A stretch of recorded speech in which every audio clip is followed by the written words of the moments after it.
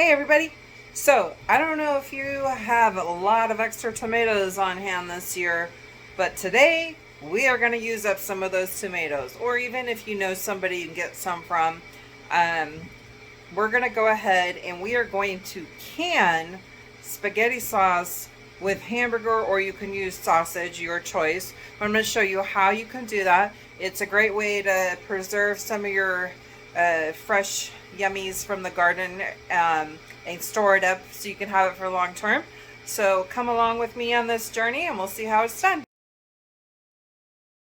And then something like this to help core out your tomatoes, you're going to want to make sure that they're nice and clean. Any bruising I would take off and core them out. And of course, don't forget to save these aside. These are the cores and whatnot. Anything you don't use is really great for the chickens. My girls love it.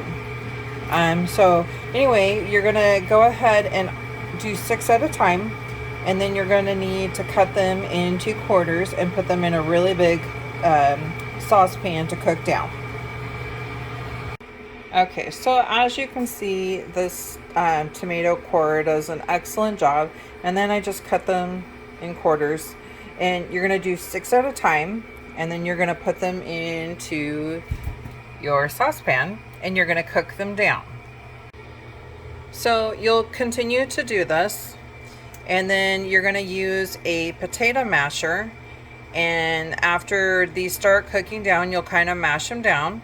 And then you're going to add 6 more and repeat the process. This recipe takes approximately 30 pounds of tomatoes, give or take. So you'll need quite a bit, but it's a really yummy recipe. Okay, as you can see, we are cooking down nicely. I've added more, and I'm just going to continue this process. You'll see the steam going by. But I'm going to continue this process till we have all 30 pounds cut up and cored and put in, and they're going to be cooking down a little bit. Now we're not talking cooking down till there's nothing left of them. We're not trying to make a tomato paste or anything. That's a video for a different day. But we're just trying to cook them down so that we can modify their consistency and their texture. So we're going to continue to do this until I have them all done, and we're just going to add to the batch. As you mash one of them up, you'll have room for more in there, and you can see how they're starting to become easier to mash together. When they're not easy, you're not there yet. So we're going to continue to do this until it is all done with all 30 pounds. It's going to get pretty heavy. If it gets to be too much for the type of pan you have or the masher that you have, it's okay to, you know, swap out and do another, dump them in another pan, or get another pan and start another batch. You can even start 2 pans if you like, to kind of help speed up the process. It really just depends on your canning skills and how much you think you can handle at one time. Anyway, I'm going to go ahead and get this done, and we'll be back when it's all set. So as you can see, that pot is really full, a little too full, so I had to go ahead and skid easy over to another one, which I really did not want to do because I wanted to free up my stove to get other parts of it going, but such is life. So, you know, after you get it down where it's getting pretty well cooked, like this pot here is completely ready. I'm going to set the timer for 10 minutes, and just, it's okay if it boils or whatever. It just needs to be cooking down for 10 minutes so that we can go through a food mill. And then this one here, it's probably, I don't know, it's spinning on me. It's probably about another 5 to 10 minutes out, and then that will also need the 10 minutes with the timer. So we'll see how that goes. Okay, you're definitely gonna need a food mill. This particular one here I got at a yard sale for 50 cents, and I've had it for probably 10 years.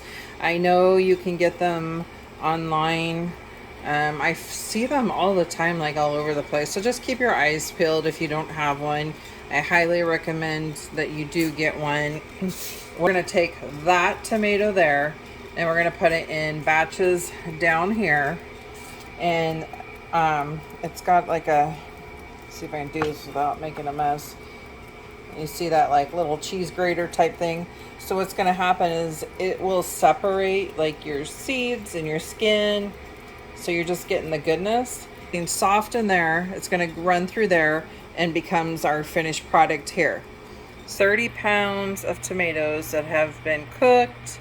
The peels are off, they're de-seeded, and it's nice and smooth consistency, texture to make our sauce. So the next step, you will need a pretty good sized pan, and it's going to have to fit a lot of ingredients in it. So you're going to use about 2.5 to 3 pounds of either ground beef, ground chuck, or you can use sausage, or even a combination of the two. And you're going to start browning that. As it breaks down, I would even recommend using a fork so it can become really fine. You don't want any pink, so you'll have to use the fork to kind of break it up so they're really small pieces, so it's a really nice blend when it's in your jars. In the meantime, while that starts to brown, I'm going to go ahead and mince up 5 cloves of garlic and a cup of onions, and then also we're going to need some green bell pepper, about a cup of that as well. And you can either add celery to that or not. We're also going to be using mushrooms, which are optional, but I like a pretty hearty spaghetti sauce. So let's start chopping.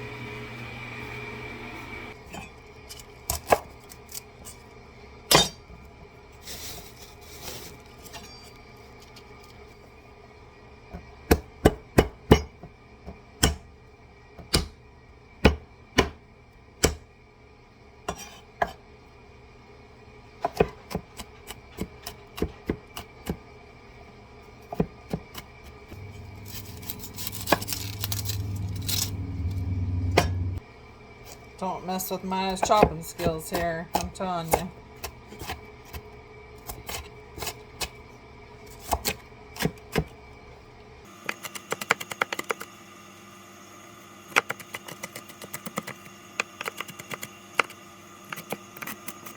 Okay, so I've got my onions, my bell pepper, and my garlic ready to go.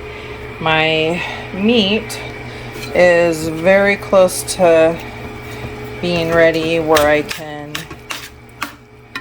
put those 3 things in. So I really don't have enough space on my stove for everything. I need to get my canner going. I need to start the tomato sauce. So one trick I'm going to tell you that you can do if you run into this dilemma, which it seems like I've had this problem a lot this year, turn your oven onto 200, put your clean washed jars facing up on a cookie sheet in your oven at least 30 minutes before, and then you don't have to worry about trying to get your jars done super quick on your stove top if you're running out of room. So this is just my little tip. If you have room, by all means. I just absolutely do not. Okay, I think we're about at that point. There's no pink left. Everything's pretty finely crumbled, so I'm going to go ahead and add the onion, garlic, and bell pepper. Saute these down till they're pretty tender. Usually like 3 to 5 minutes is all we're going to need to do. You're going to want to get your sauce going again, real low. And what you're going to do is you're going to put in your seasonings into it. So you're going to need dried oregano, which I do not have, of course. You need 2 tablespoons. So I'm hoping I can scrape enough out of this old jar I have here. Doesn't really help that we don't have a air conditioning. We have a swamp cooler, so it's kind of noisy. Okay. You're gonna need 4 tablespoons of fresh dried parsley.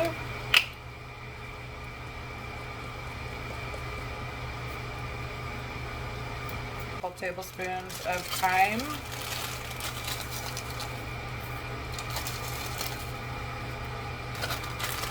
I know you can go to like the bulk herb bins and get like a pre-done Italian seasoning too, but and then I like to add basil, dried basil to mine. I think that makes every Italian dish. And then a little bit of salt.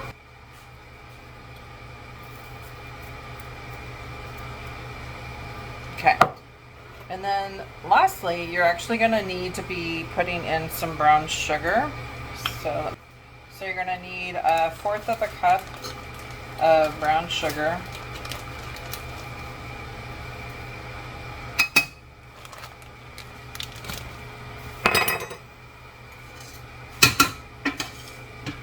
And then you're going to just start working your way through this and getting it blended. This is super full, so we just got to be really careful.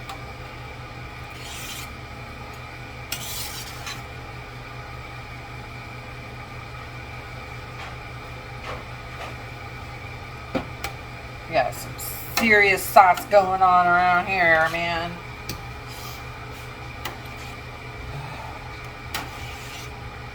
I feel like I got allergies or something. We have wildfires going on, and with the swamp cooler, it's like blowing the smoke in here, so I feel congested from all the smoke. The air quality is really bad. They say we're not supposed to be in it. I breathe in nonstop. Okay.